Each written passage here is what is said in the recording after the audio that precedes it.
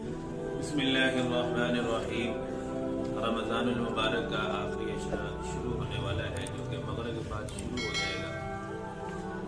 इस आखिरी अशरे का ख़ास अमल एतिकाफ़ का अमल है। इमामुल अंबिया महबूब किबरिया सल्लल्लाहु अलैहि वसल्लम का इरशाद मुबारक है, जो आदमी एक दिन का एतिकाफ़ करेगा, अल्लाह रब्बुल इज़्ज़त उसके और दोज़ख के दरमियान 3 खंदकों का फासला कर देते हैं।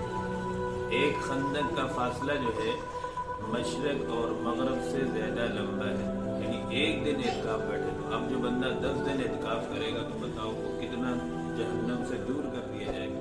इसलिए हम कोशिश करें कि एतिकाफ में बैठें।